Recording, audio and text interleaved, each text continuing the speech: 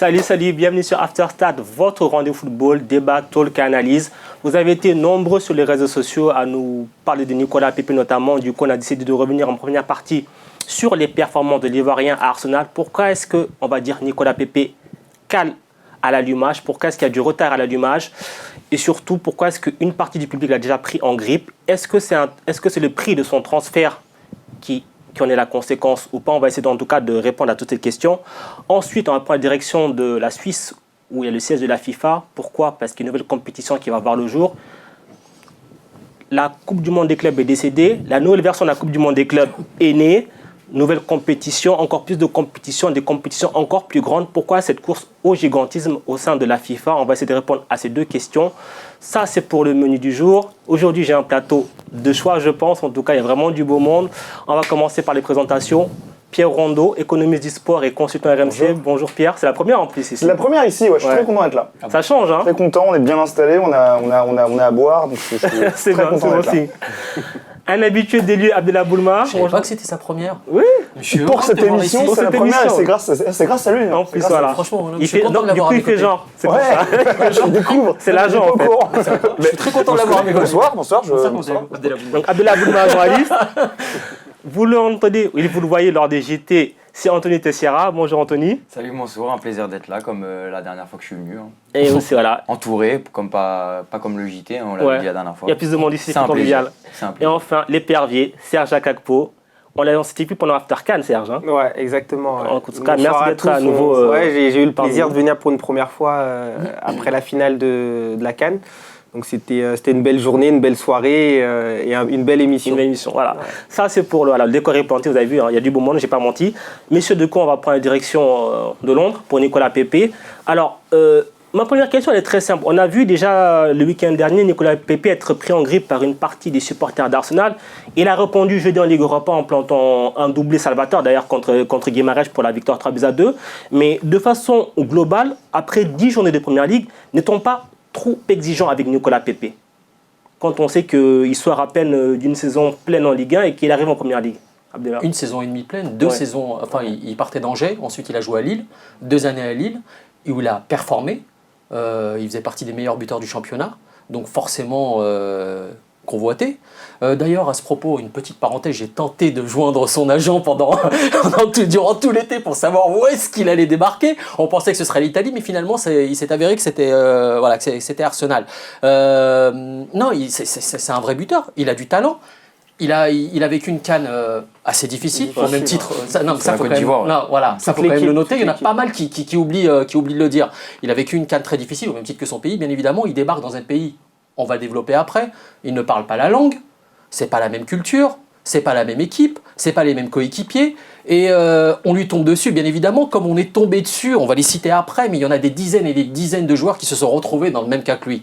Donc faut un peu nuancer, et là c'est tout récent, faut attendre encore un petit peu. Il y a aussi, comme tu l'as dit, un élément qu'il faut prendre en considération, c'est qu'il sortait d'une saison pleine avec Lille. Alors oui, 2 ans, mais on va quand même rappeler qu'il y a 2 ans, Lille était au bord de la relégation. Exactement. Donc, même s'il a planté des buts, c'était pour une équipe qui luttait contre la relégation. Donc on ne peut pas parler d'une grande saison pour le joueur et pour son équipe.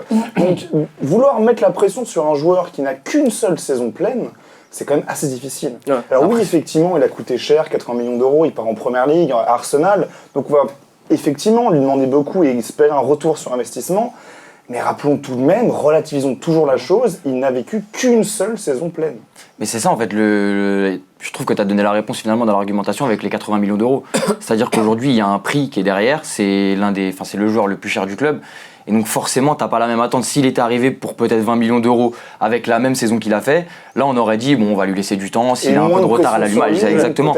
On va lui laisser un peu de temps. En plus, il y a Unai Emery aussi qui essaye de le gérer parce qu'on sait qu'il ne débute pas beaucoup de rencontres. Il y a aussi de la concurrence à Arsenal. Et Arsenal, on sait aussi que c'est un club encore plus compliqué en Première Ligue parce que c'est un club qui essaye de renaître depuis les invincibles de Thierry Henry, Arsène Wenger, Patrick Vieira, etc.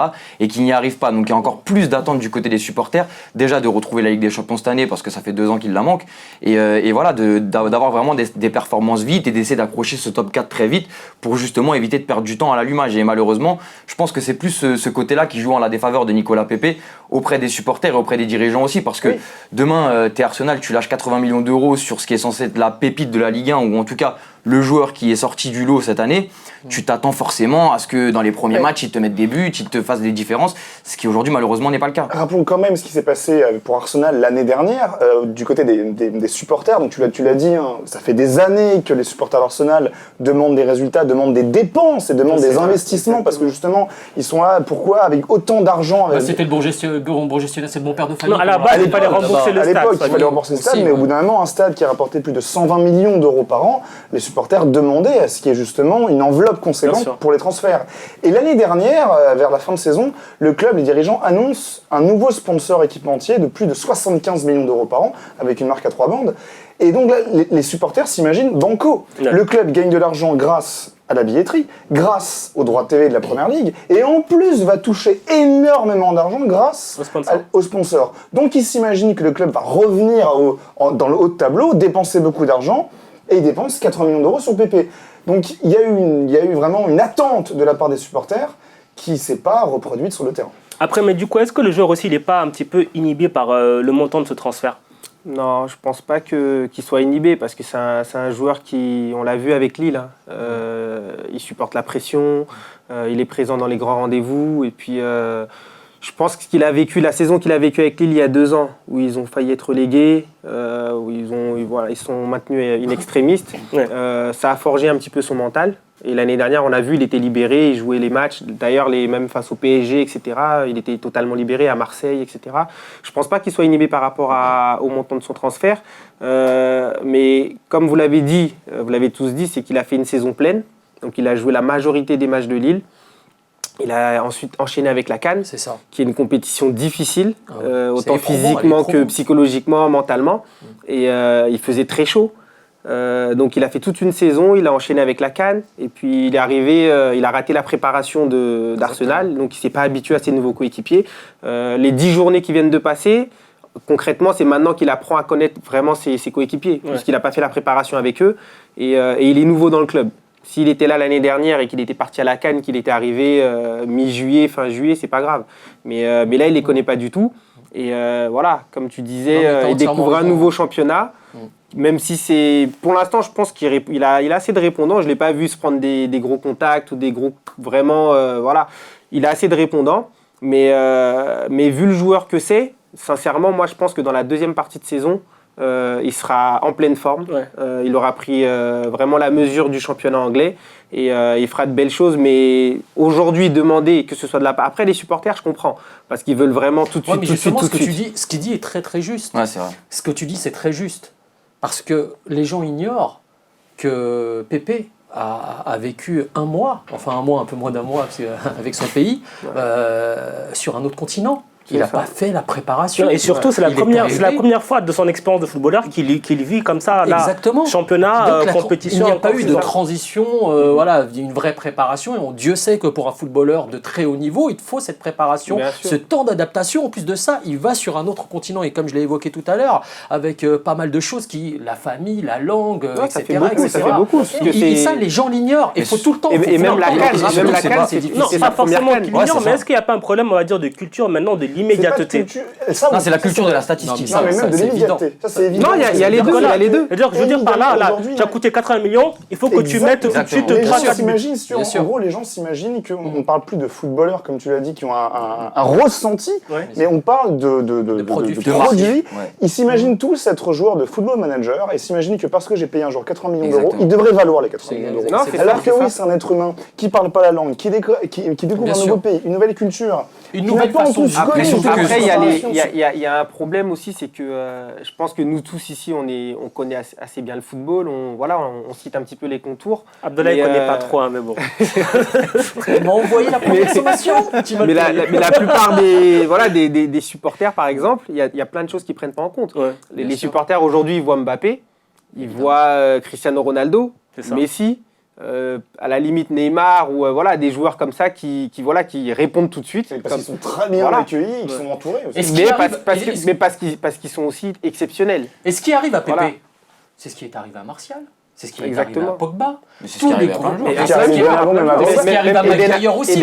Et des Hazard. Pour donner un exemple, quand Drogba, en 2003 ou 2004, signe à Chelsea, il a expliqué dans sa biographie, arrivé à Chelsea, il a dormi 6 mois à l'hôtel. Pendant 6 mois, les dirigeants n'ont pas aidé justement à trouver une maison, à trouver une école pour ses enfants. Il ne savait pas comment faire pour ses impôts, pour tous les petits détails du quotidien. Il n'avait aucune idée. Et c'est vrai, quand tu regardes les stats de Drogba, ou les matchs de Drogba pour la première partie de saison à Chelsea, à ses débuts, ils n'étaient pas bons. Et c'est vrai que dès le moment où il a trouvé une maison, qu'il a réussi à s'installer, à devenir pleinement londonien, à apprendre la langue, il a explosé. Pépé, c'est pareil. Pépé, c'est en mode, il découvre une nouvelle culture. En plus, comme tu l'as dit, il arrive même pas au début de la préparation, donc il connaît personne, et tout le monde se connaît déjà, tout le monde discute, tout le monde, voilà, t'as beaucoup d'automatisme. Lui, il débarque, c'est comme, imaginez quelqu'un qui arrive dans un lycée qui connaît personne, c'est pareil. Il arrive en cours d'année. Pour Pépé, c'est pareil. Donc, En plus, ce qui est important dans ce que tu dis, c'est que je pense que la décision de signer Arsenal, comme tu disais tout à l'heure, tu avais essayé d'avoir des infos, mais je pense que ça a été décidé très tardivement. Moi, j'aurais dû te contacter voilà, avant. si en janvier, je pense que si en janvier il avait été fixé sur son sort, ok, je signe à Arsenal, le transfert est acté, il aurait commencé à apprendre l'anglais. Il aurait fait des voyages. Mais là, c'est hyper intéressant ce qu'il dit, parce que là, tu pointes un truc mais hyper intéressant. Donc, est-ce que c'est la volonté du joueur d'aller à Arsenal parce que son agent a essayé de le faire essayé de le faire signer en Italie? Il me semble que c'était l'Inter. Parce que l'Inter avait un plafond de 45 millions. Dans la presse, on a lu 90. Tu vends pas Pépé 90 en Italie à l'Inter Milan, ça n'existe nulle part. C'était la fake news. Du marché, non. Pour l'Inter, même pour l'Italie. Pour l'Italie actuellement. l'Italie 90, c'était un plafond de 45 millions. C'était du pipeau, ce qu'on lisait dans la presse. Résultat des courses, on l'a retrouvé en Angleterre. 80 millions, ça signifie quoi, Pierre, aujourd'hui, 80 millions par rapport à toutes les sommes et les flux en termes de transfert? C'est pas par rapport aux flux, aux sommes, c'est surtout par rapport au poids économique des clubs anglais. On dit 4 millions d'euros, c'est énorme. Je peux vous dire que les clubs anglais, même un club comme Crystal Palace, aurait pu se permettre de dépenser dans les transferts. De toute façon, dans les transferts, à partir du moment où Maguire, jamais tu verras un petit club de Ligue 1 acheter un joueur comme ça. Alors que tu vois Crystal Palace, Wolverhampton, les clubs comme ça qui achètent des joueurs très chers.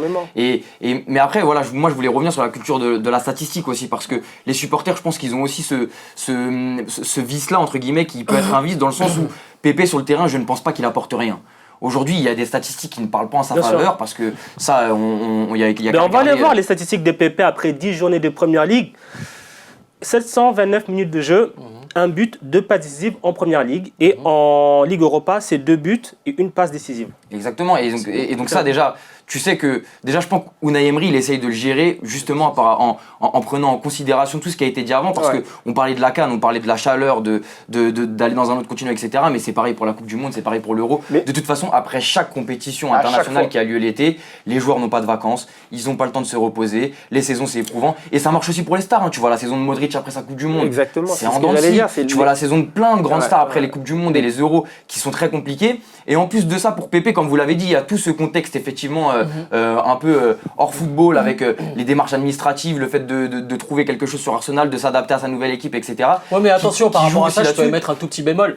Tu as cité l'exemple de Drogba, c'était il y a 10 ans. Bon, aujourd'hui, un club comme Arsenal est suffisamment structuré pour pouvoir subvenir aux besoins. Oui, mais psychologiquement, c'est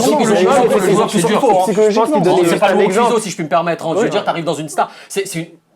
Pourquoi pas? Non, mais pourquoi pas? Mais quand tu arrives dans un club, comme ça, ça a changé. T'as des gars qui sont. Non, mais bien sûr, mais reste que psychologiquement, arriver dans un nouveau club que tu ne connais pas, qui a déjà commencé sa préparation, tu passes un peu pour le nouveau qui connaît personne. Non, mais ça c'est évident. Oui. Alors, du coup, en termes de niveau intrinsèque, ça vaut quoi, Nicolas Pépé? C'est un bon joueur. Oui. C'est un bon joueur qui s'est joué des Parce qu'il y a beaucoup de débats, il y en a qui vont dire oui, il a fait une saison, il était un peu en surchauffe, etc. Mais Mansour en témoigne, c'est 2 coups de pied, c'est 2 coups francs. Et tu as eu les touches, c'est 2 coups francs, et même les corners qui tirent. Ce joueur-là, et n'est pas un joueur moyen, c'est un joueur de haut niveau. C'était un très bon joueur de Ligue 1 qui va arriver en Première Ligue avec un temps d'adaptation. Et dans quelques mois, je pense qu'il montrera toute la Moi, par contre, ce qui me fait un petit peu peur, c'est que depuis son départ d'Angers, Pépé, c'est un joueur qui est en constante évolution. C'est-à-dire qu'à Angers, il jouait dans un club aussi qui forcément n'a pas le même standing que Lille, même si quand il arrive à Lille, ça joue le maintien. Voilà, tu as quand même des autres moyens et des autres coéquipiers autour de toi.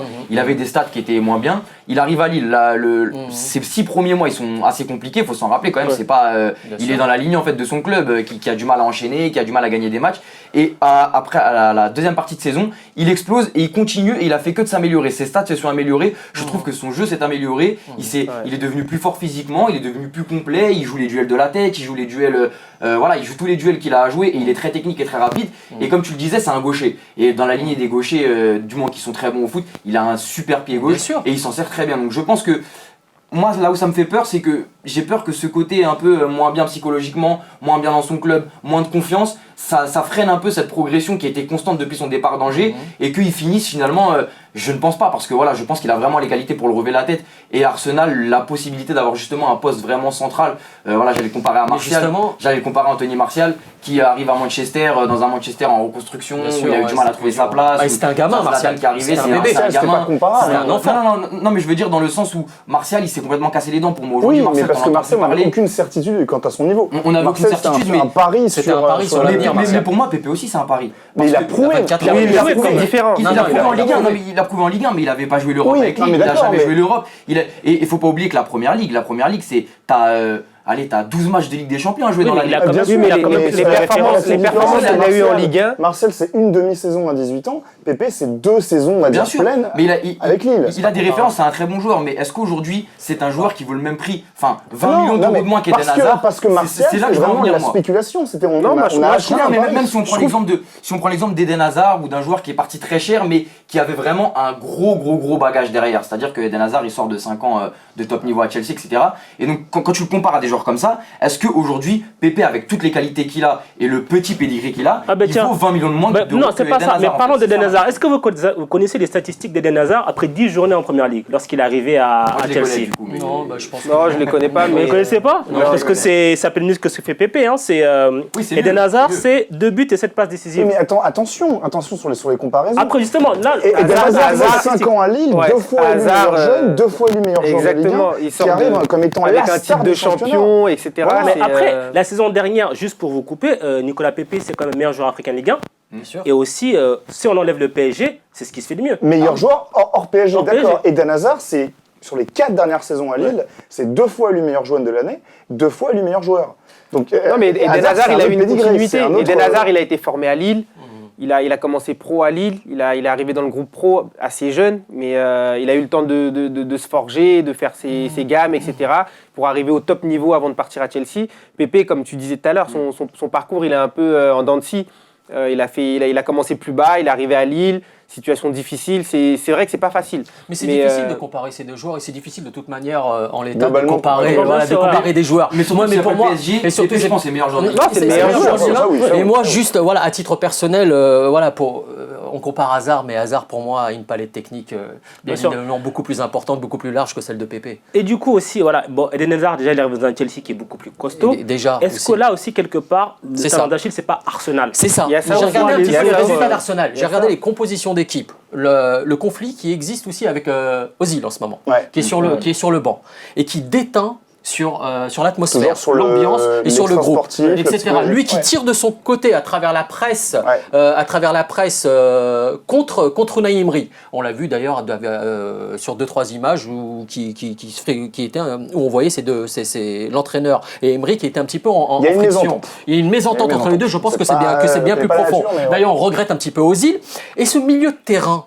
Ce milieu de terrain d'Arsenal, il n'y a pas de pourvoyeur de ballon. Il n'y a pas de ce joueur d'étranger. Il y a Ceballos qui fait un match. C'est un très bon joueur, intrinsèquement parlant, Ceballos, mais c'est pas le joueur qu'on attend. Pépé, Aubameyang, et parfois quand la Casette joue, on n'a pas ces rampes de lancement derrière qui pourraient permettre, toi qui es joueur professionnel, c'est permettre à ces joueurs-là de s'exprimer, d'exprimer leur talent. Et c'est ce qui manque aujourd'hui, tu le dis très justement, c'est ce qui manque aujourd'hui à cette équipe d'Arsenal. On n'a pas de milieu et c'est une équipe qui n'est pas bien.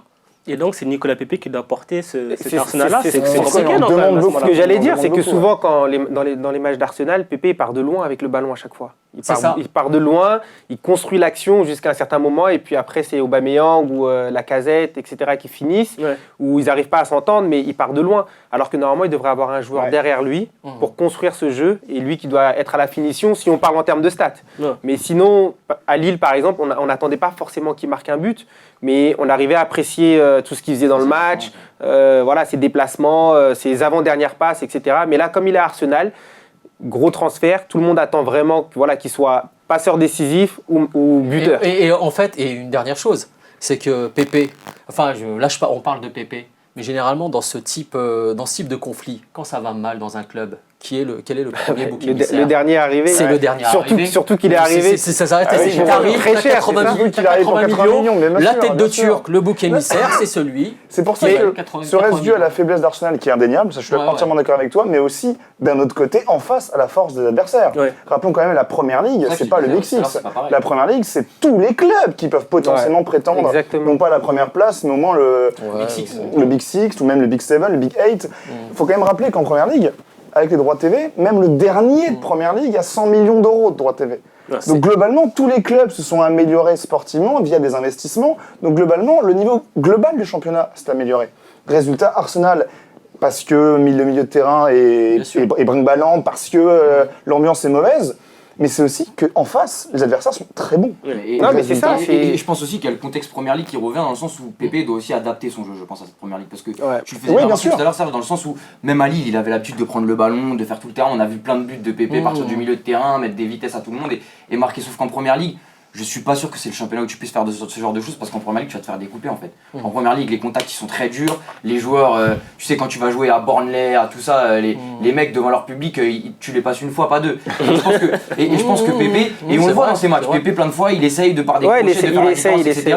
Mais il y a un moment où t'en as un qui va arriver, qui va boum, et là Pépé il revient pas. Et je pense qu'il faut aussi qu'il évolue dans son jeu à ce niveau-là. Et forcément, les joueurs autour de lui, et tu le disais, le milieu va être très important parce qu'il faut effectivement combiner, être bon sur les coups de pied arrêtés. Et là aussi, il peut apporter justement dans les passes décisives, parce que tu le disais tout à l'heure, il commence à prendre les pieds arrêtés à son compte, les coups de pied arrêtés vraiment à son compte, et il les tire très bien.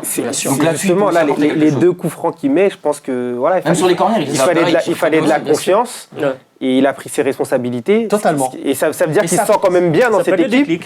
Oui, non, mais ça témoigne d'une force de caractère. Bien sûr, voilà. D'une force de caractère dans une situation. Imagine n'importe quel joueur, peut-être 80 millions, t'arrives au bout de 10 matchs, t'ouvres le jeu, t'ouvres les journaux, t'allumes la télé, etc.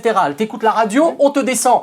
Et lui, derrière ça, il te normalement, plante. tu prends pas le coup franc là. Normalement, tu prends pas de coup franc. Donc il prend ses responsabilités. Et encore pire, c'est-à-dire que si tu mets le premier, tu tires pas le deuxième. Parce que tu tires le deuxième. Rester sur mais t'imagines la confiance qu'il... Non mais c'est vrai. Non mais ça témoigne et ça traduit la confiance qui habite ce gamin de 24 ans. Donc pour moi, je ne suis pas du tout, inquiet sur la suite des événements. Non, voilà, il a un tel talent qu'il peut... Le meilleur exemple, je pense qu'on a justement de ces dernières années en Première Ligue, c'est Firmino. Oui. Moi, je me souviens, je faisais partie justement des détracteurs de Firmino, puisque la première fois que je l'ai vu arriver à Liverpool, après quelques matchs, donc je voyais, des fois il jouait pas tout le match, il faisait sortir souvent à la 60e, 70e, et je me posais la question, je me dis mais comment il est arrivé là ce mec-là? Non mais sérieusement, tu vois. Mais pourtant j'ai une culture de l'instant. Parce que c'était Liverpool. Il faut des résultats. Pour moi, attaquant de Liverpool, ça doit être un mec, voilà, tu sais, même si ça a pas duré. Benteke par exemple, qui était, voilà, c'était costaud. Bien sûr, mais c'est pas la même. Voilà, avant ça, on a connu les Michael Owen, tu vois. Des gros joueurs, de Luis Suarez, Balotelli. Donc tu vois, donc quand tu vois Firmino, première année de Firmino, quand je voyais ses matchs, et je comprenais pas. Et on voyait qu'il avait de la qualité dans ses prises de balles, dans certaines passes, etc. Mais je comprenais pas. Je me disais, mais qu'est-ce qu'il fait là? Moi je pense que tu as raison. On regarde comment ça s'est passé. Voilà, c'est adapté. Après, ses qualités n'ont pas changé. Concrètement, ses qualités n'ont pas changé. Sportive et économique, non? Mais c'est tout le problème en fait. Moi, c'est tout le problème de trop miser sur l'aspect économique, de trop demander une exigence économique avant une exigence sportive. Aujourd'hui, parce que maintenant fair play financier, parce que contrainte économique, parce que contrainte de sponsoring, de billetterie, de résultats, de vente de maillots, de droits TV, de performance, on va plus demander de performance économique que de performance sportive. On a investi, on va vraiment considérer le joueur maintenant comme un actif financier, on a investi 80 millions d'euros, on veut des résultats instantanément. On ne laisse pas le temps au temps. On ne lui dit pas tu as 6 mois pour te préparer, pour t'habituer au championnat, c'est tout de suite. Et si on a des plus gros exemples encore, c'est Mohamed Salah, bien sûr, Kevin De Bruyne. Bien sûr, mais il y en a plein. C'est des mecs qui sont arrivés, on leur a pas laissé le temps. Parce que Mourinho était à Chelsea, il se faisait Mourinho, il n'avait pas le temps. C'est encore pire avec le modèle Chelsea. Chelsea, rappelons qu'il y a 80 joueurs sous contrat.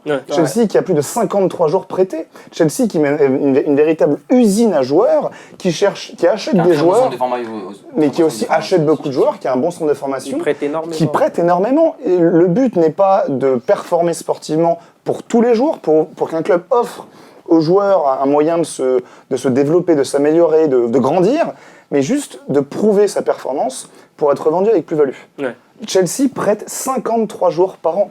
Il faut juste imaginer ce que c'est comme industrie. Donc il faut juste, dorénavant, le joueur doit performer de façon instantanée. Si De Bruyne, si Salah ne réussissent pas à Chelsea, vous partez, merci, au revoir. Mais oui, parce que là, on parle de club anglais, et ça concerne effectivement de Mourinho, et ça concerne aussi tous les grands clubs. C'est la même chose de Paris Saint-Germain. Ah, mais bien C'est-à-dire, sûr. on n'a pas le temps. Bien C'est des sûr, mais clubs c'est global. qui sont C'est tellement de costauds. plus faire Voilà. plaisir.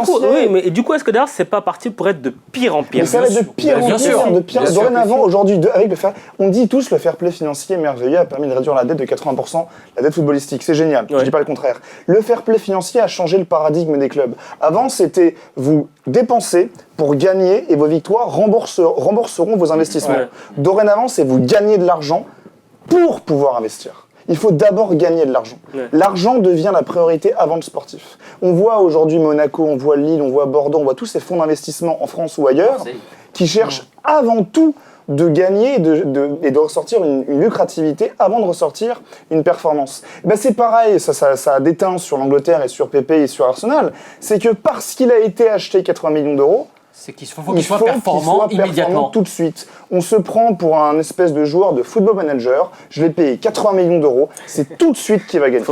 Non, mais il a totalement raison et ça dénature totalement l'essence même du football. Mais totalement. Et ça va de pire en pire. Ça sera pire à l'avenir. Mais surtout que en fait, je suis d'accord avec toi, ça marche comme ça, mais ça ne peut pas marcher comme ça le football. C'est pas une science exacte. C'est comme tu le disais, c'est pas demain tu mets 200 millions sur quelqu'un et boum, il va te mettre 25 buts. On en a parlé depuis le début de l'émission. T'as une ambiance, t'as une adaptation, t'as des changements. Il y a peut-être des choses aussi personnelles dans sa vie qu'on ne connaît pas forcément. Et tout ça, ça joue. Et comme on le disait, aujourd'hui, on veut que des statistiques. Voilà, j'ai acheté Pépé. Il faut que là, sur les 10 premiers matchs qu'il a fait, normalement, il doit être à 8 buts. Et ça ne peut pas marcher comme ça. Et ce qui symbolise totalement tout ce dont on parle depuis tout à l'heure, c'est le ballon d'or, c'est le best, etc. C'est le joueur. C'est le joueur, c'est la statistique. C'est le culte de la statistique. C'est le culte, c'est le meilleur buteur, c'est le soulier, c'est le bidule, etc. Il a gagné tel trophée. Voilà, Très belle conclusion, Abdellah, pour cette première partie. On l'applaudit. En tout cas, il faudrait peut-être recentrer un peu plus l'humain dans le monde du football. Bon, ça, je pense que c'est un petit peu utopique, mais bon, ici, on ne sait jamais. On se retrouve dans quelques instants pour la deuxième partie. On va parler Coupe du Monde des clubs et gigantisme des compétitions. A tout de suite.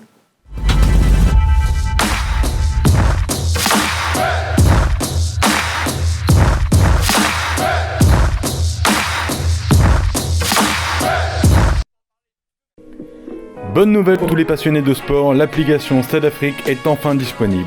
Où vous voulez, quand vous voulez, l'application Stade Afrique vous permet de suivre tous vos programmes en direct ou en replay. Sans oublier le meilleur des actualités sport Afrique à travers notre fil d'infos, ainsi que toutes les diffusions de vos programmes préférés sur notre grille de programmes.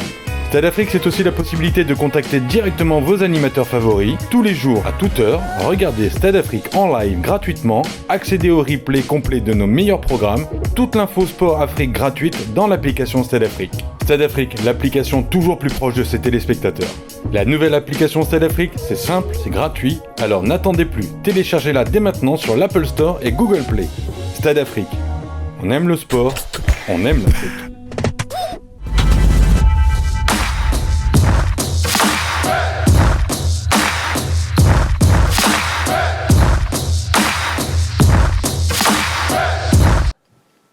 After Stade, deuxième partie, toujours accompagné de Pierre Rondeau, Abdellah Boulma, Anthony Tessiera et Serge Akakpo. On a beaucoup débattu sur Nicolas Pepe et le monde du football actuel avec la culture de l'instant. On va maintenant aller du côté de la FIFA. Vous le savez peut-être, ou si vous ne le savez pas, vous allez l'apprendre. La Coupe du Monde des clubs, sous sa version ancienne, est désormais morte. En tout cas, elle est amenée à mourir parce qu'en 2021, il y aura une nouvelle Coupe du Monde des clubs, nouvelle version qui aura lieu d'ailleurs en Chine, qui va passer à 24 clubs. Alors déjà, messieurs, pourquoi est-ce qu'on va, comme ça, on va dire, remodeler la Coupe du Monde des clubs qui existe déjà et qui intéresse déjà pas grand monde? Je pense que la réponse tient en un mot. L'argent. L'argent. Voilà. Comme la première partie en fait. Non mais là vraiment c'est une émission pécuniaire. Mais oui, c'est argent plus Chine. C'est argent et mais Chine parce que Chine c'est 1,6 milliard de consommateurs potentiels, donc c'est aussi argent.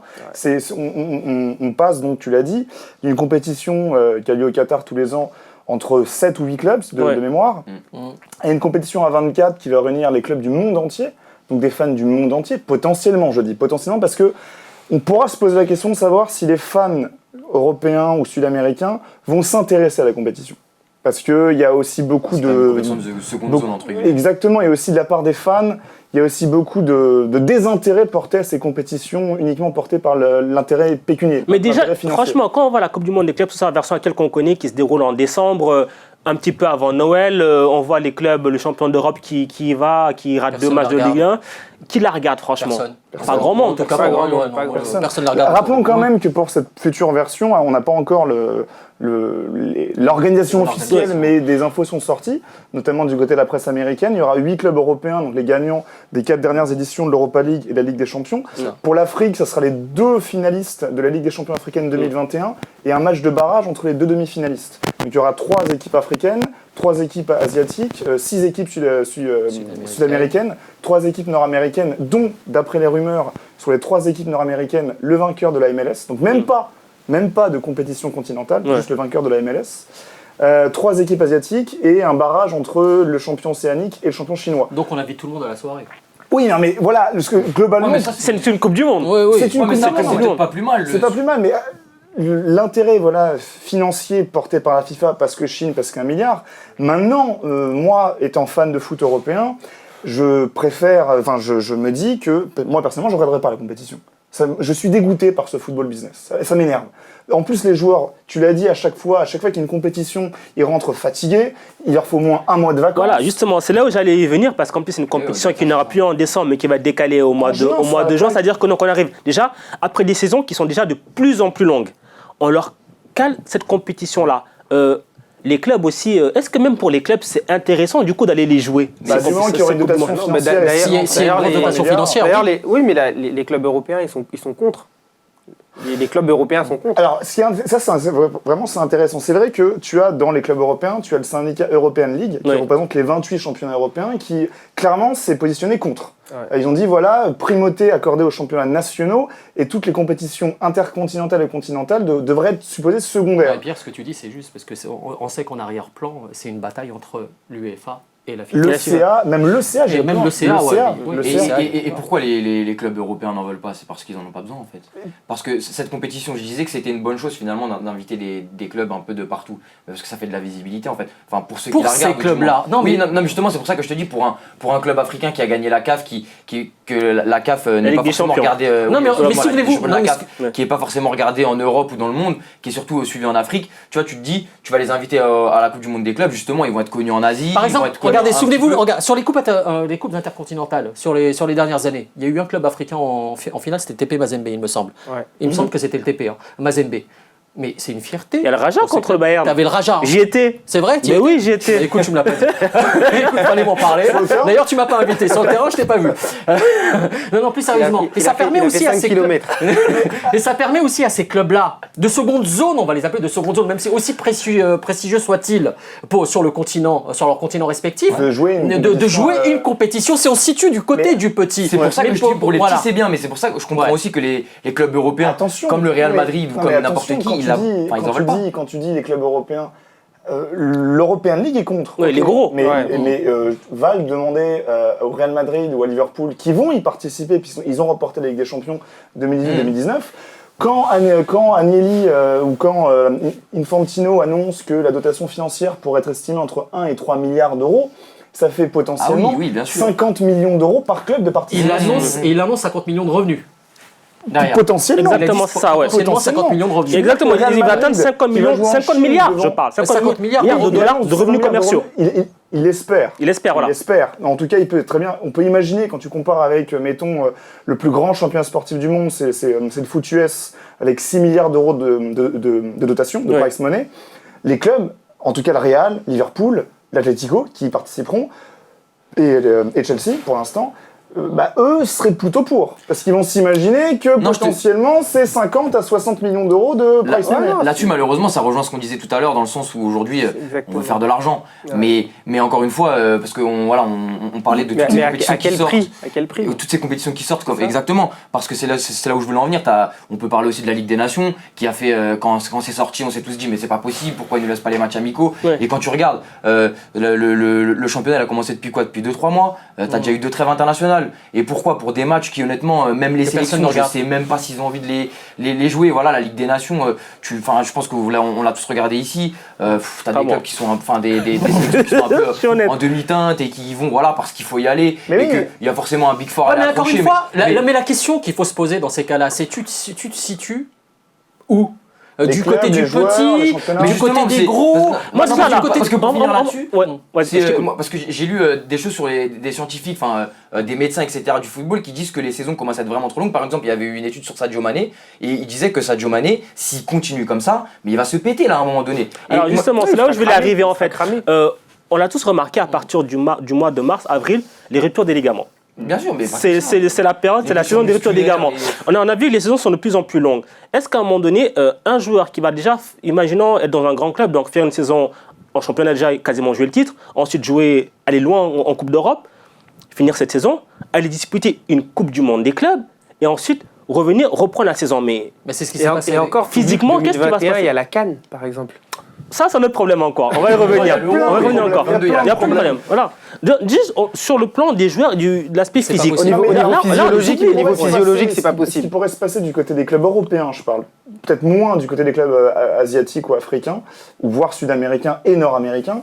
Mais du côté des clubs européens, ils pourraient se dire, on y participe, on a de la visibilité, on a une dotation financière, envoyons les jeunes. Oui. Envoyons les jeunes ou les Ah non, remplaçants. mais il qui y, ont besoin de il y aura matchs. des contrats, c'est-à-dire il faudra inclure tel ou tel joueur, À vérifier. au moins À vérifier. Est-ce que c'est tel la nombre de FIFA impose, titulaires. est-ce que Ah bah voilà, oui, ouais, je pense que la forcément. FIFA va C'est comme les imposer- matchs amicaux. Ou alors, est-ce que du coup, on va pas se Oui, retrouver bien aussi sûr. dans un gigantisme Bien de sûr. clubs, c'est-à-dire que maintenant, on va avoir des effectifs encore plus gonflés. Bah, reprenons Chelsea. Voilà. Reprenons Chelsea. Du coup, ben là, Chelsea peuvent envoyer mais leur oui, deuxième équipe. Ouais, bien sûr. Déjà, il y aura peut-être des effectifs plus gonflés, mais aussi, tu te dis dans la tête des joueurs. Parce que tu disais tout à l'heure, justement, un mec qui est on va prendre le cas de Mané, parce que je parlais de Mané.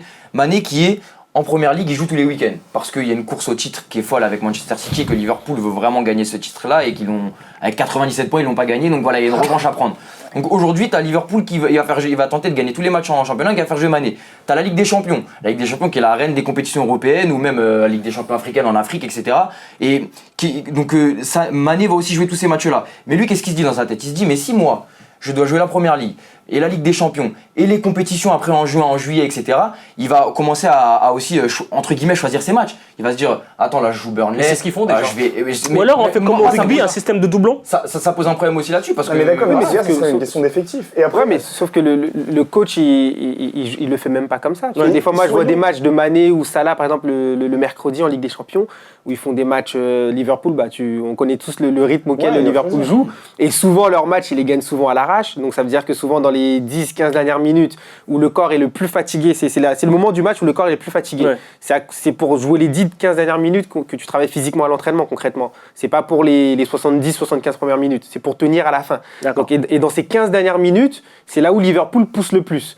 Et des fois, je vois, ils font des matchs c'est incroyable. Bah, Et le Tottenham, samedi, la semaine dernière. ils sont encore alignés. Les trois Ouais, et devant, même- les mêmes sont alignés. ce qui est très C'est paradoxal, incroyable. ce qui est très intéressant, qu'est-ce qui fait de l'audience? Qu'est-ce qui rapporte de l'argent aujourd'hui à la FIFA ou à l'UEFA? C'est pas les clubs, c'est pas le Barça, Real, le Bayern, c'est les stars. C'est les stars. Les c'est gens stars, viennent ouais. pour voir Neymar, les gens ne viennent pas pour voir le PSG. Donc le risque qu'il y aura, c'est qu'à croire que parce que le football mondial marche, ça fait de l'audience, ça fait de l'audimat, faisons plus de compétitions pour drainer plus de supporters, donc plus d'argent. Ouais. Le problème, c'est que les clubs vont se dire, ok, on va choisir. On a joué toute la saison avec nos stars, avec Mané et compagnie, donc ces jours-là, ils vont partir en vacances, on mettra les jeunes. On aura notre prime de participation et on aura notre visibilité. Sauf que va dire le public international à voir débarquer le Real ou Liverpool sans ces stars? Bah, je regarde pas, ça m'intéresse pas. Ça Les m'intéresse stades vont pas. être vides et. Voilà. Donc la compétition va être un échec. La FIFA pourrait imposer des contrats en disant vous avez l'obligation de jouer avec Ouais. tel ou tel joueur. Les joueurs pourraient eux porter réclamation. Rappelons tout de même qu'il y a un syndicat des joueurs Exactement. qui pourrait exiger à mettre un plafond de rencontres annuelles.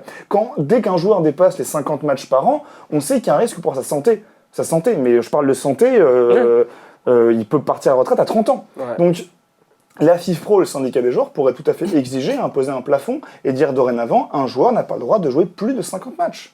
Parce qu'au-delà de 50, c'est dangereux pour sa santé. Mais on l'a vu avec les joueurs du Real Madrid, par exemple. Bah oui, ils sont Pourquoi à tous chaque blessés. fois, les 6 premiers mois, ils sont out?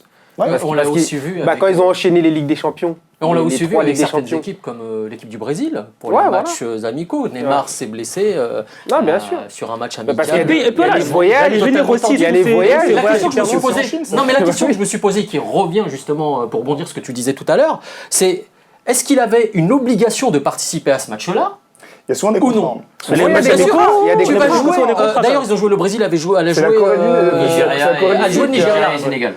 À Singapour. Donc forcément, je pense qu'il y avait il y a un contrat. Donc il y avait une obligation de présence de Neymar. C'était des équipes. Moi, sur le sincèrement, terrain. quand j'ai vu la blessure de Neymar sur Ouais. ce match-là, je pensais que c'était un. Il Oui, faisait ça parce pour que c'était sortir. du en fait. chiquet pour qu'il puisse sortir, etc. Parce que je me suis dit, justement, il y a peut-être un contrat. Il était bien sûr. obligé de démarrer le match, mais par rapport aux échéances futures. C'est voilà. Et- cet été, je crois qu'il y a eu un match amical Corée du Sud-Portugal, ou alors c'était avec la Juve, je sais plus que c'était un Portugal ou la Juventus, et c'était en Corée du Sud. Il y avait un contrat qui avait été passé comme quoi Ronaldo avait l'obligation de jouer ce match amical. Ouais. Et il l'a pas joué parce que blessé ou parce que fatigué ou parce que je ne sais quoi. Prendre ce qu'elle appelle des Eh blessures bien, diplomatiques. les dirigeants, enfin les organisateurs sud-coréens ont fait un procès à la Juventus de Turin et ont demandé des réparations. Ah, bien On en sûr. est là aujourd'hui. Mais de toute Non, façon, non, mais c'est ça. Ronaldo en plus c'est le bon exemple parce qu'il avait fait aussi en Ligue des Nations. En Ligue des Nations, Ronaldo il a boycotté la Ligue Ouais. des Nations. Il a pas été, il a dit moi. Je pense que dans il a tout dit moi ça- je suis concentré avec la Juve, je viens d'arriver, j'ai une saison à faire, j'ai une adaptation à commencer et justement un nouveau Non, club mais ça- avec des nouvelles choses à apprendre. Il a dit la Ça, Ligue il a, des Nations, ça m'intéresse il a pas. pu le faire parce qu'au Portugal, il représente quelque chose. Et que Exactement. le coach a compris. Et puis de toute façon, même Et si je pense euh, qu'on lui avait dit non, il aurait été blessé. Oui, non, bien sûr. Donc, Mais est-ce que tous les joueurs peuvent faire ça? Est-ce que demain, Sadio Mané peut dire au Sénégal, bon, laissez-moi au repos, c'est ça le qui problème. va le comprendre? C'est Non, ça mais le je problème, pense qu'il c'est pourra ça. dire par contre à Liverpool pour pas jouer la Coupe du Monde des clubs. Non, Ça, parce il qu'il va y pourra avoir des penser, ouais. priorités. La Mais alors, priorité, ça va justement être le aussi- championnat, la Ligue des D'ailleurs, Champions. voilà, déjà cette priorité-là, et puis aussi il y a peut-être un problème de calendrier qui va se poser, parce que cette Bien sûr, Coupe du tu Monde peux des clubs, pas. ça va être tous les 4 ans, mais tous les 4 ans aussi, il y a une Coupe du Monde. On rappelle qu'il y a la CAN tous les 2 ans, La il y a la Ligue- Copa, il y a la Ligue il y a des l'Euro Nations. tous les 4 ans. Au mois de juin, ça va faire embouteillage là quand même. Bah, ou alors ils font comme en sport américain, il y a remplacement no limites et on fait des doublons et Mais justement, mais je pense que non, mais t'as pas tort. Mais attention, ce que tu dis C'est n'est pas modèle une bêtise. américain, Non, c'est mais pas non, une c'est bêtise. sérieux, hein. Et je pense qu'en termes d'organisation de jeu, la FIFA travaille dessus pour tenter de comment dire, de permettre aux équipes de faire beaucoup plus de remplacements. Un peu Ça, comme c'est les- déjà, durant- c'est déjà à l'étude. Durant la pendant les amicaux préparation, aussi, pendant les durant les amicaux. matchs amicaux, que Mais bien les sûr. tournées aux On ne États-Unis, sera pas aura sur 6 3 changements. remplacements, on Ouais, sera ouais, peut-être sur 4, ouais. 5 remplacements. Ils vont 11. peut-être 11, ils vont forcément s'adapter, ils trouveront des solutions. Mais cette petite guéguerre entre la FIFA et Vous l'UEFA, imaginez si une équipe mène 1-0, il lui reste 5-6 remplacements. Ça va être un sketch. Mais justement, mais on tout est le déjà football dans un change. sketch. Mais Tout on est le déjà football dans le change. sketch. Mais surtout qu'on se dit que si vraiment ils peuvent faire un changement, comme le disait tout à l'heure Pierre, il va falloir des effectifs très larges. Bah, les 80 et- Chelsea, hein. Et ça va desservir des plus petites équipes. Parce Mais je que pense que- les grosses équipes, elles vont acheter tout ce qu'elles Ah, mais peuvent et attends, pour essayer de se faire mais des on peut aller effectifs encore à beaucoup plus rallonge. loin parce que c'est pareil. Si tu commences à aller vers une Coupe du Monde des clubs au milieu d'une CAN, au milieu d'une Coupe du Monde, mais toutes ces grandes compétitions sportives, tu vas te dire aussi la Ligue 1 ou le championnat portugais ou le championnat italien, ça vaut plus rien. Donc c'est pareil. En Europe, on arrête les frais, on fait une Super Ligue européenne. Mais c'est ce qu'ils sont en train de faire. Exactement, Super Ligue européenne, on va réduire le nombre de clubs À 16. à 16. C'est exactement ce qu'ils font dans les coulisses. Ça se fait de manière silencieuse. en fait, mais juste ça se dans- fait quand même. Dans tout ça, j'ai une petite question. Elle se situe où la place du supporter? Concrètement. Oh, bah, on sait pas qui c'est, mais le c'est supporter. Et le Tu supporter. parles du payeur, celui qui paye le billet. On parle qui- du spectateur. Appelez-le comme vous voulez, mais il se consommateur. situe où dans tout ça? Ouais, Non, mais mais de c'est tout vrai. ça, mais de tout ça, c'est pas un spectateur. C'est comme il a dit tout à l'heure, en termes Alors, économiques, c'est un consommateur. ouais, c'est un consommateur. Pour la Alors, FIFA, mais c'est un c'est- consommateur. oui, mais à un Vous moment vous souvenez, donné, il y a à un moment quelques années donné- de ça, Gianni Infantino, il était à l'UEFA, il tirait les boules en Ligue des Champions, on le trouvait très sympathique. On l'appelait le C'est le monsieur chauve, chauve de la c'est Ligue le des chauve. Champions, vous vous souvenez ou pas? Oui, Et maintenant, oui. c'est monsieur chauve très gentil, il est à la tête de la FIFA, et il est en train, quasiment en train de dénaturer l'essence du En football. fait, si tu veux, je sais pas, moi je connais pas personnellement ces gens-là, mais juste ils ont un raisonnement très court-termiste. Ils savent que le football est le sport le plus populaire du monde. Ouais. Ils savent que même s'ils ont plus les ultras ou les supporters, ils auront toujours les fans. les spectateurs, les footix entre guillemets, les gens qui Ceux qui regardent à la télé, quoi. Et les plus grands consommateurs, l'ultra haut supporter, il a son maillot de son équipe et c'est le même pendant 10 ans. Pendant tous les ans, il va pas se racheter un maillot. Et Pierre, ce consommateur, il se trouve où au niveau du globe? Il se trouve désormais en Asie. Mais partout, même en France, t'en as, mais en Asie, en Inde. C'est la raison pour laquelle ceux qui veulent investir sur cette nouvelle compétition de 24 championnats, les principaux investisseurs, il me semble qu'il y a le Japon, il me semble qu'il y a l'Arabie Saoudite. Et les Américains aussi, parce que les Américains sont en train de négocier pour que la prochaine édition 2025 ait lieu sur le territoire américain. Mais c'est pas du tout anodin tout ça. C'est toujours monnaie. C'est toujours monnaie. Mais de toute façon, tu le vois aussi, par exemple, les classicos qui sont à 13h parce qu'il faut que la Chine regarde les matchs. Ça a commencé, mais ça fait longtemps en fait que ça a commencé. Et bien sûr que le comment dire le paysage asiatique a changé un peu le football qu'on connaît aujourd'hui. Et ça, d'un autre côté, moi je peux comprendre parce que voilà, c'est aussi des fans de foot. C'est vrai que on le disait tout à l'heure, le championnat asiatique, le championnat chinois sont forcément moins intéressants à suivre. Et ils essayent de ramener des stars. On le voit, il y a de plus en plus de joueurs qui vont prendre des millions. Ouais, mais tu peux pas. Il y a certains pays. Mais je pars du principe qu'il y a certains pays, si je puis me permettre mon sourd, il y a certains pays, tu peux pas les convertir au football. Moi, je me suis déplacé en Mongolie pour le développement du football à l'international. J'ai écrit des papiers là-bas et j'ai fait des reportages. Je suis arrivé là-bas. Tu ne peux pas développer le football là-bas, ce n'est pas leur culture. Leur culture, c'est la lutte. En même temps, est-ce qu'il y a un marché mongol dans le monde dans le football sur ça? Oui, mais pour la FIFA. Mais tu poses la bonne question parce que pour la FIFA, il y a des marchés partout. Par exemple, le marché. C'est vrai. Le lendemain de l'officialisation de la Coupe du Monde des clubs, c'était la semaine dernière, Infantino, il a été interrogé par le New York Times et le New York Times a rappelé que la Chine, tout de même, il y avait quand même des camps, non pas des camps d'extermination, mais des camps où ils regroupaient les musulmans chinois. Et c'était quand même un manque de respect vis-à-vis des droits de l'homme. Les Ouïghours. On lui a rappelé que, est-ce que c'est bien joli qu'après le Qatar, de désigner un pays qui ne respecte pas les droits de l'homme. Infantino a eu cette réponse merveilleuse de dire « Je ne me préoccupe pas de la politique, mon objectif est de développer le foot à travers le monde. » Ça. Donc toucher tous les marchés, y compris les marchés chinois. C'est exactement ça. Donc il n'y a pas à se préoccuper de dire quelle culture ou non, c'est argent. Non, le football est devenu amoral.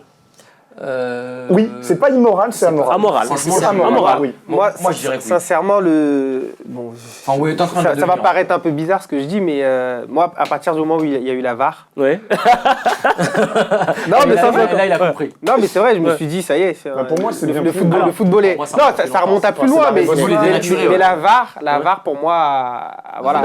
Alors aussi, Voilà, peut-être autre question, est-ce que de façon plus insidieuse, la FIFA n'était pas en train de nous mettre petit à petit devant le fait accompli sur certaines choses? Quand on voit ce qui se passe, par exemple là, quand je vois le calendrier, je me pose une question, est-ce qu'on ne va pas nous dire finalement, vu le calendrier chargé au mois de juin, par exemple, je prends l'exemple de la CAN va passer tous les 4 ans. Parce que sinon, c'est comme la Super impossible. Ligue européenne. Parce que sinon, ça va être impossible Bien sûr. qu'on nous mette en fait devant le fait accompli. En fait, ce qu'on fait, t'as raison, en fait, ce qu'on fait, c'est qu'on invente des nouvelles compétitions, j'ai l'impression, pour éviter de rejouer les mêmes à trop faible Pour décrédibiliser les présents, pour leur dire dorénavant de passer à 4. Ça n'a rien à voir avec le football, mais ça me fait penser à une phrase qui est connue en économie, c'est quel est le meilleur moyen pour arrêter les services publics?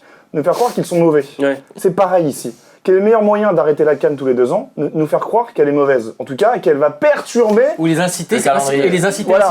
insidieusement à ce que, en fait, finalement, dans l'esprit collectif, on se dit, la bonne solution, c'est de passer à 4 ans. Oui. Bah oui. Mais après, par rapport à la CAN, c'est vrai que au départ, après peut-être que je me trompe, mais c'est ce que j'avais lu, c'est que c'était tous les 2 ans parce qu'avant, il n'y avait pas autant de joueurs africains qui évoluaient à l'étranger. Donc, oui, d'une part, aussi, vous voulez accélérer aussi le développement de l'Afrique avec les constructions. Voilà, accélérer le développement. Donc ça permettait en fait tous les 2 ans d'avoir une compétition internationale africaine.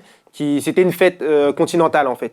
Donc aujourd'hui, c'est plus la même réalité. C'est-à-dire qu'aujourd'hui, 60-70% des joueurs évoluent en Europe.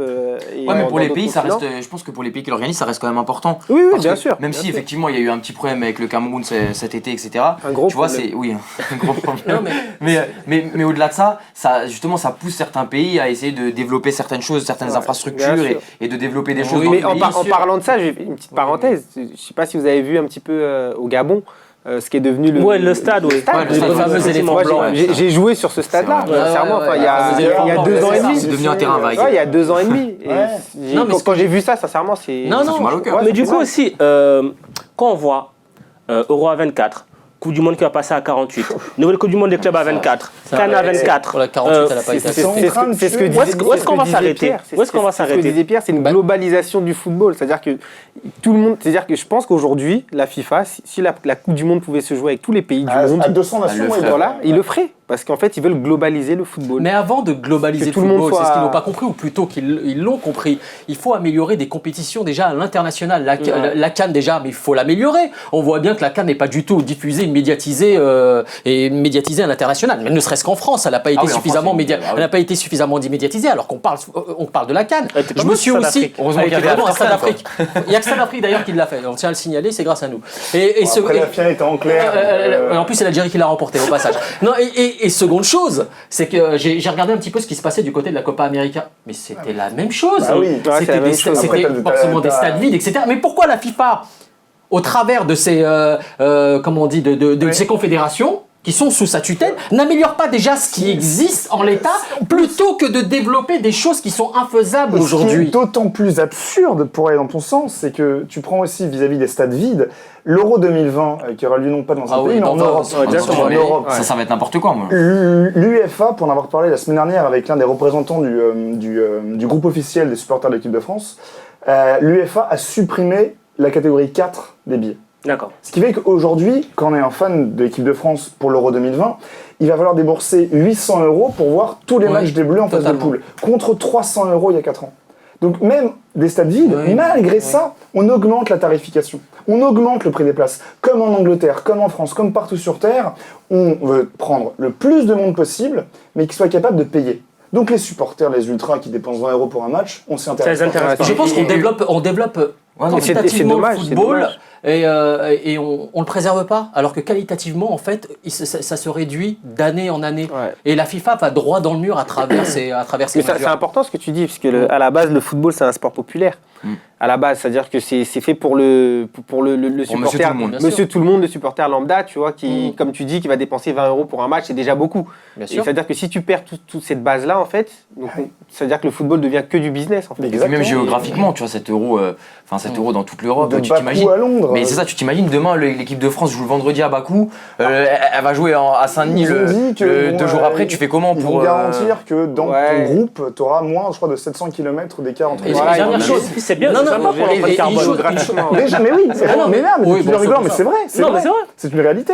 Même pour l'empreinte carbone, alors que tout le monde parle justement de ce problème environnemental, l'UEFA dit voilà, c'est l'Europe, c'est génial, ça va de Bakou à Londres.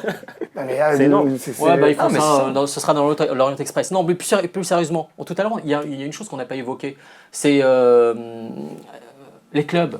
La Juventus de Turin, par exemple. La Supercoupe d'Italie, elle est jouée où depuis 2 ans? Elle est jouée en Arabie Saoudite.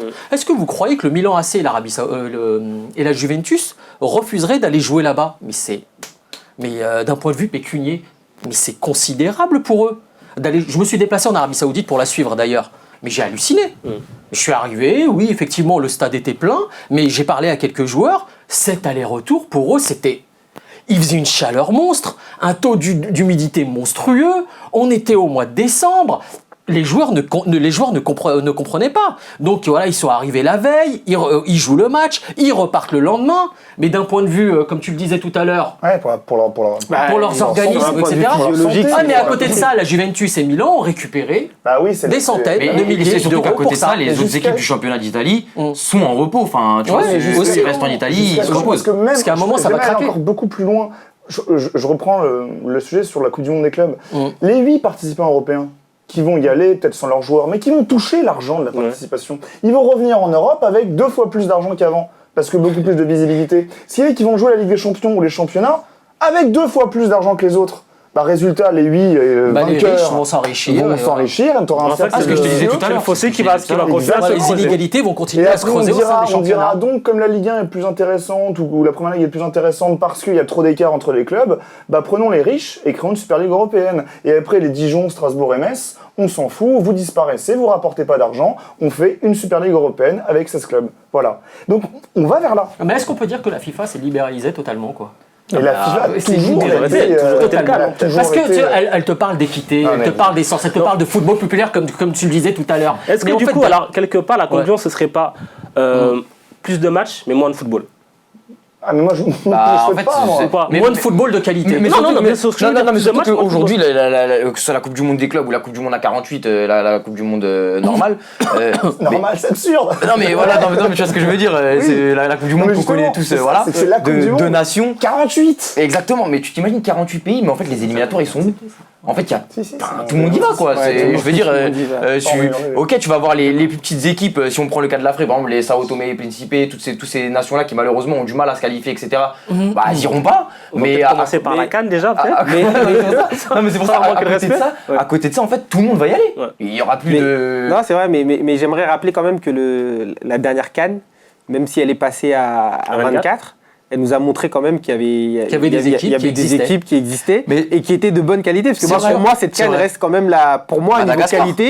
niveau qualité, elle reste la meilleure que j'ai vue, Ouais, sincèrement. c'est vrai, je suis d'accord avec toi, mais donc 24 ça va. ça a prouvé. 24 ça va. Oui, mais parce que ouais, mais c'était la sur un moitié plan du continent, continental. 24. Je suis d'accord avec toi, mais C'est 24, ça. tu vois, tu te Et dis, ouais. t'as juste les huitièmes de finale en plus, donc voilà, ça se tient. Mais 48, à quoi ça va ressembler les Si tu veux. les huitièmes de finale, les quarts de Non, mais finale? c'est évident. On aura des Mongols. Non, mais Pierre, le mot de la fin pour Pierre, allez. Non, parce que c'est évident que oui, tu auras plus de clubs, enfin plus de nations africaines qui étaient bonnes, en tout cas la CAN à 24, plus de nations européennes, donc bonnes, mais après plus de nations asiatiques, plus de nations Ouais. océaniennes. Je veux pas critiquer l'Océanie, mais si t'as la Nouvelle-Zélande, Mais en elles vont Coupe se faire du éliminer Monde, quoi. ah oui, aucun intérêt. Aucun intérêt. Il y aura en pas fait, mal ça de va faire- plaquages. Je vais rien faire le haka. Et surtout, en fait, au final, on va se retrouver comme. Parce que moi, je me plaignais de ça, je me rappelle pour la Coupe du Monde féminine. La Coupe du Monde féminine, mais c'est intéressant qu'aux demi-finales. Contre Taïwan, par exemple. Exact, ou 13-0. la Thaïlande, c'était. Ouais, ou 13-0 contre les Ouais. Américaines. Mais tu vois, je veux dire, Ouais. tu regardes des matchs. Moi, j'avais regardé France-Thaïlande, le match, l'un des premiers matchs là, c'est le match d'ouverture, je crois. 4-0, il y a eu que 4-0. Mais il aurait pu y avoir 10, c'était pareil. Et je veux dire, c'était pas un match de foot quoi. Mais Aujourd'hui, la Coupe du C'est pour Monde. jouer sur les émotions. Parce qu'après, Exactement, mais- les Thaïlandais, ils ont marqué un but. Ouais, ils mais- ont pleuré. ouais, mais la Coupe du Monde, on est d'accord que c'est censé c'est pour nous réunir. émouvoir, Le discours tout ça. officiel. Le Non, mais c'est discours censé réunir les meilleures officiel, équipes du c'est monde. On ouvre le foot au monde entier. C'est le discours officiel. Ouais. Tout le monde, enfin les dirigeants de la FIFA le disent. À 48, la Coupe du Monde ou la Coupe du Monde des clubs à 24, on ouvre le football au monde Exactement. entier. D'accord. Sur le papier, c'est joli. Pour moi, les La réalité, conséquences c'est- seront assez dangereuses, tant pour les joueurs que pour les championnats locaux et nationaux, que pour les supporters. Ce sera le mot de la fin, signé Pierre Rondeau. En Ah, là, gros. c'était Péril sur le football. Très bon Péril mot de sur le football. Messieurs, merci beaucoup pour votre participation. Nous, on donne rendez-vous lundi prochain. Vous connaissez déjà la formule. Sinon, les replays sur YouTube et aussi l'application Stade Afrique, www.stadafrique.com. Allez, bonne soirée à tous. Ciao, ciao.